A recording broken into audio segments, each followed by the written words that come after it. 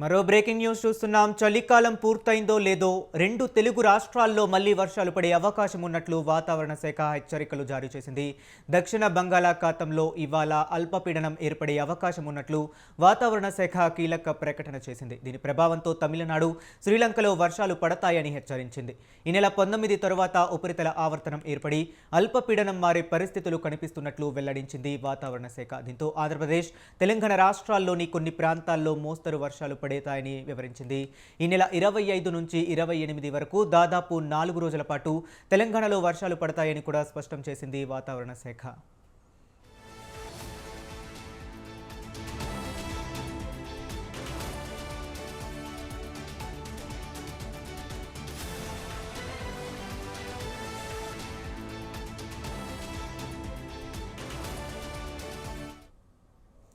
ఇక రెండు తెలుగు రాష్ట్రాల్లో క్రమక్రమంగా చలి తీవ్రత తగ్గుతుంది. శివరాత్రి పూర్తి కాగానే చలి తీవ్రత తగ్గుతుందని పెద్దలు చెబుతూ ఉంటారు. దానికి తగ్గట్టుగానే ఉష్ణోగ్రతలు పెరుగుతున్నాయి.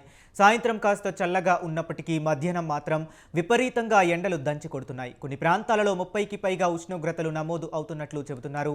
ఇక మార్చి మొదటి వారం నుంచే ఈసారి ఎండలు దంచి కొడతాయని అంచనా వేస్తున్నారు.